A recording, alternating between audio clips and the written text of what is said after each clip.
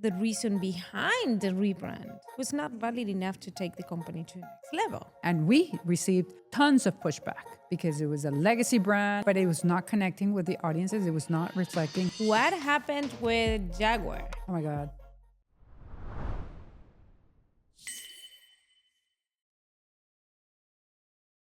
Welcome to Ideas to Scale. Today we're going to talk about rebrands, wipeouts. So Big flops. failures, flops in rebrands and how to make it right. Okay, so we're going to choose two recent favorites first. Okay. What happened with Jaguar? Oh my God. The big change, understanding that they want to go to the EV, but they wiped out like 70 plus years of history. Their reaction coming from, I know it was at the beginning of a year, but their reaction came strong, which was because it's a life brand, it's a love brand.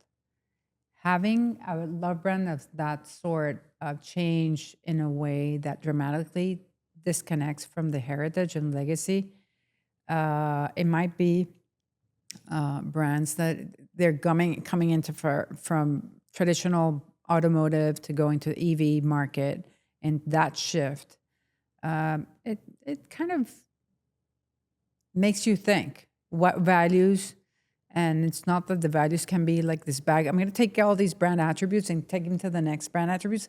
No, they literally wiped it out.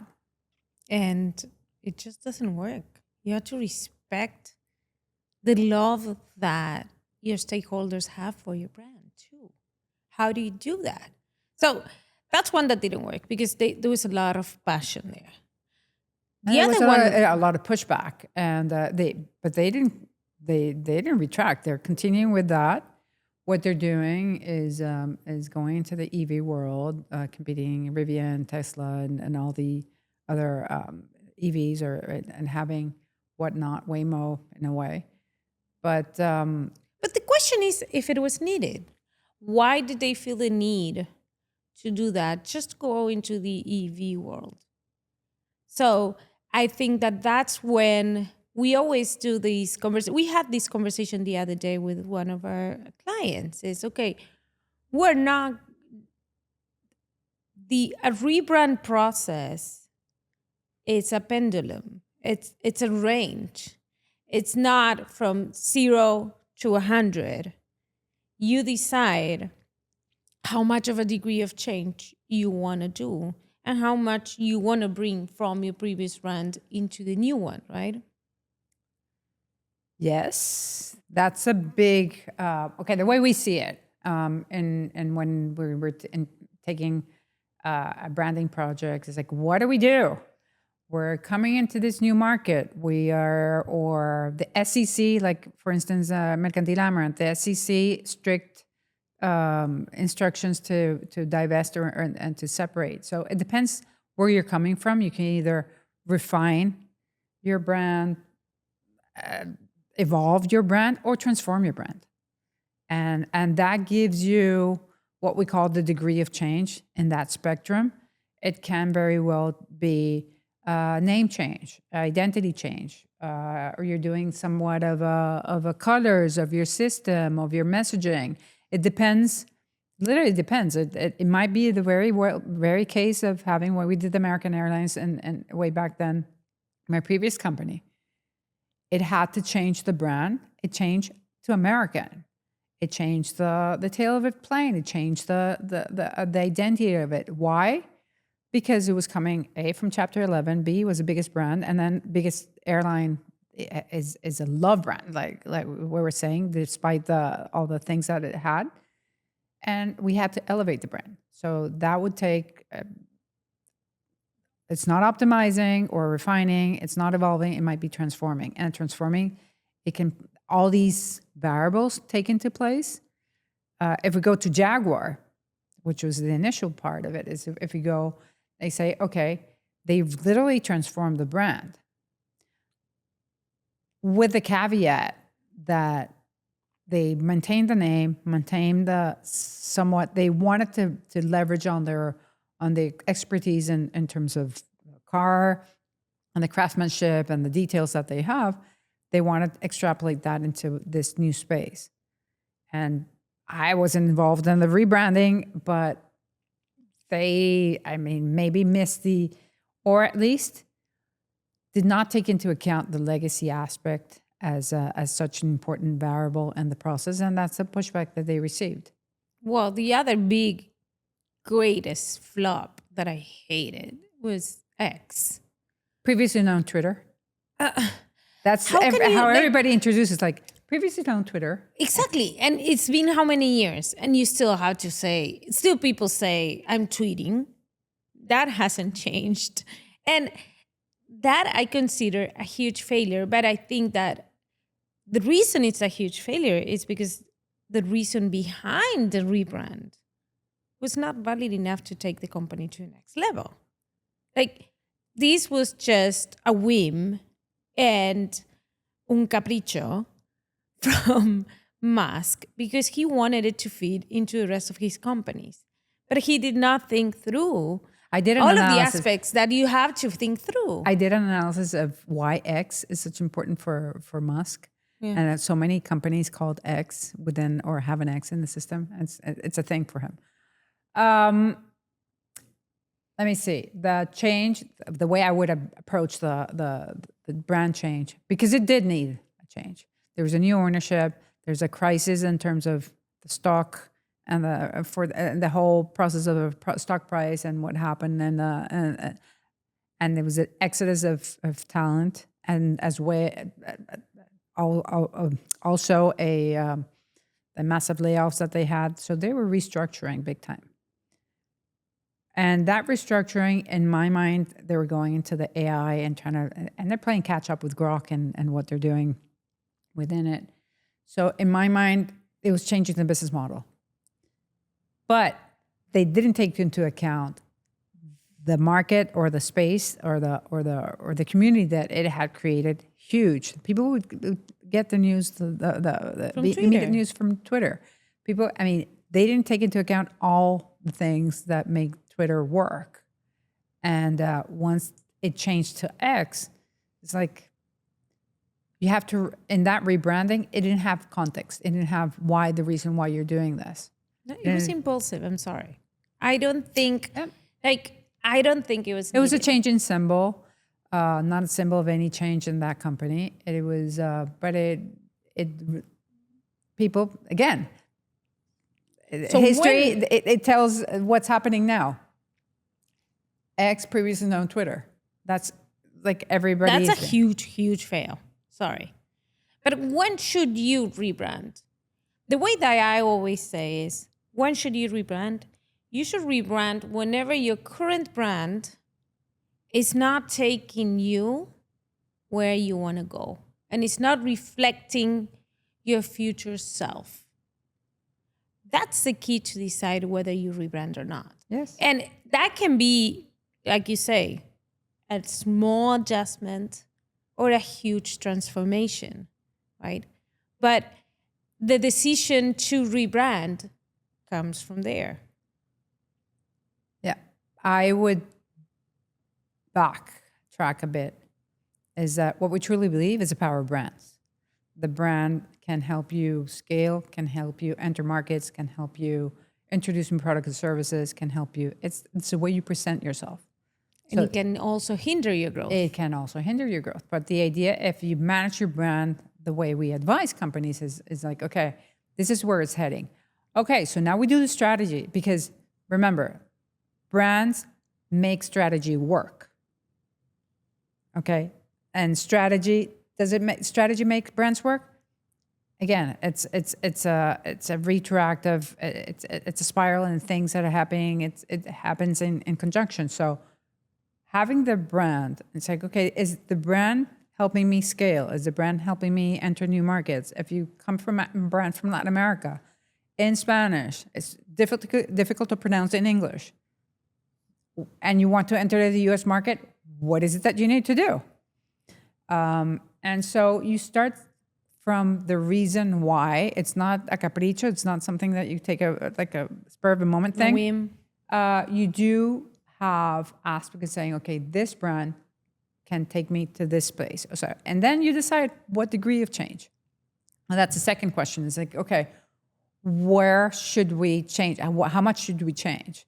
If you're changing, say, your brand is not, it's not modern enough, or it's not getting to the audiences, or you're losing perspective, or losing awareness, or using this, maybe you can fine tune your messaging, your photographs that you're using, the icons that you're using, what you're connecting with. That would be like a refinement of your brand, and maybe add some accents or colors. Go for the extreme, the evolution of it, or the transformation of it, is saying, okay, this brand is not connecting with this audience. So we had this ice cream. I love this story because you had this ice cream in South America. It was a leading company, and the multinational was coming in to this country. And when we asked, that was a real life focus group. When we asked the grandmothers, what does this ice cream represent to you? No, it's my grandson. He loves it, and my grandchildren. And we asked the grandchildren, this brand actually is my grandma's brand. So it didn't connect with which one. It's like a strong force. So it's like, okay, let's tap into the kid, the children. And the children this is a youthful brand.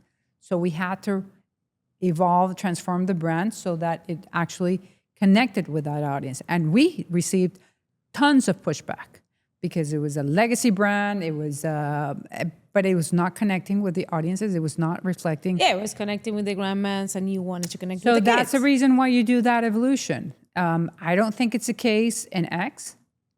I don't think in Jaguar, what I would have done, maybe create a new brand. Yes. And have the brand architecture or the portfolio of Relate companies to to Jaguar work in a and way. relate to Jaguar and create that. But that's, again, that's part of the system. And automobile industry has very complex brand architectures or brand portfolios, if you will. So it was a move that it could have been done. But by the same token, I mean, you have these love brands, Harley Davidson. You have all these brands that are hardcore with this type of, I mean. And your community, it has a community. That's what happened with Twitter. He had a hardcore community that loved it. And if you tweet, you tweet. There is no middle point. That's the issue. Like, the It got Twitter blurred. users. I mean, in my mind, X got blurred. Yeah. And got like. So let's talk about some of our experiences. So what's the riskiest rebrand we've done? I don't know. It generates. rebrand has a risk. We get like this butterflies every time we do any name change or any big important changes. The Mercantil Amaranth was big. It had a deadline. It had to come out, but we were coming from a legacy brand that had 80 years in the market. It's very tough. I was once in Colombia, and this was a family-owned business where I had to present the brand. This was an evolution, not even a transformation, a refinement, I would call it at this point. A refinement of the brand, and I had to present it to 240 descendants, Generation 5, I believe. They were all in this huge big room, talking about, said, the reason of the change is this. So the riskiest, I have launched brand without being trademarked. That's a huge And risk. it was a bet. It was a bet because it had a cease and desist letter. The client had to change. And this is, I mean, it's a calculated risk, if you will, that I would go coming in and activate it. I've seen brands that have launched and then have to revert, either for the consumer, like a Tropicana case that's everywhere quoted. But I've seen brands that had to revert because things went foul. And in the case, when you're in that position, there are risks, and you have to calculate those risks. And the question also is, how do we face founders? Founders generally are really very much in love with their brand for most of the time until it hurts too much to keep on the same path. It's a pain we solve, actually. Yeah. A client of ours just started a rebrand after, I think, How many 7 years? years. How many years? 7 years I've been telling them they need a rebrand. But it wasn't until they saw that, okay, we cannot, if we don't do this, we're not going to continue to grow into the next space that we want to grow into. They didn't do it. There is a lot in financial services and in tech. There is also a lot of pushback in terms of how important the brand is. Many times in B2B spaces, mostly. It's like, oh, yeah, it's fine. They know me. But working with clients we work a lot with clients that have B2B2C models. And that buy-in from the gatekeeper that you need in financial services is key. And that gatekeeper, the financial advisor, or another financial services firm that's going to give you access to the end consumers, which happens a lot, those still have to believe in your brand and what you stand for. And I think we underestimate that. We underestimate the power of a brand in many spaces until we see the big ones. The big ones have been doing it for many years. So when do we decide whether to advise on a rebrand or tell them not to do it? When the brand's not working for you. I mean, this is not a beauty contest. This is not something we go about lightly. We do analyze, is your core value offering changing? Are you differentiated in the market enough? Look at the 30,000 plus fintechs that are mushrooming and the whole idea. How do you differentiate that in that field? How do you make your unique offering? And how do you are true to your purpose? So that for us, again, going back to our principle, our motto is the brands are a true asset, and that asset for scale is important to take care of. And we get to entrepreneurs, they already have the products, they already have this. It's like they have this little drawing. Do me a logo. I don't do logos. I do brands. And why I don't do logos? Because the brand has the rationale behind where you want to head and needs to help you get to that place. Ambition driven, however which way you want to get to that place. But certainly the degree of change, when we advise the customers and our clients to say, okay, the degree of change, as a very good consultant would say, it depends. And I wouldn't ever go about it just like a beauty contest. Oh, somebody came with this, or Dali came up with this, or this new name came up with that. No, you have to think if this is the right fit from where I'm standing to where I'm going to get. Okay, so let's talk about some tools entrepreneurs or CEOs can use to decide how strong their brand is.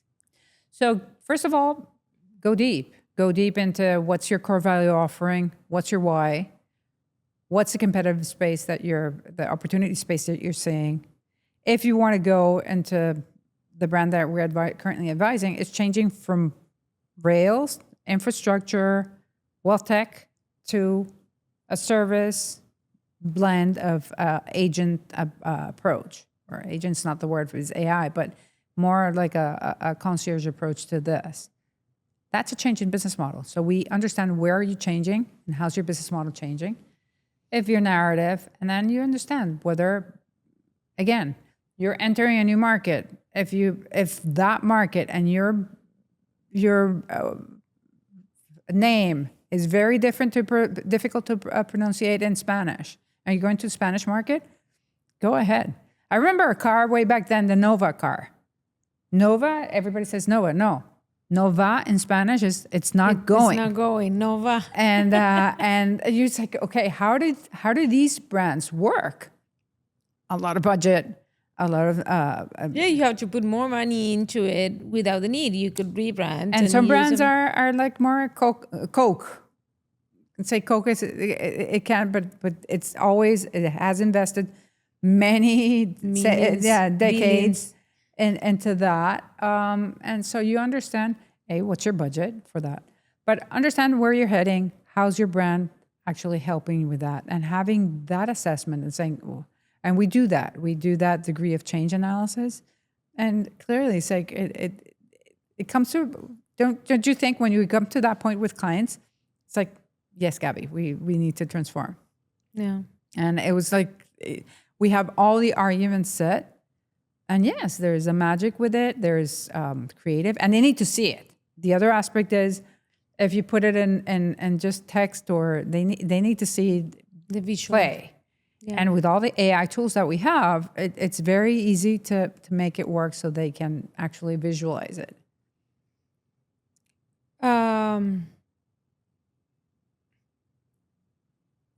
Now that we spoke about wipeouts, let's talk about success.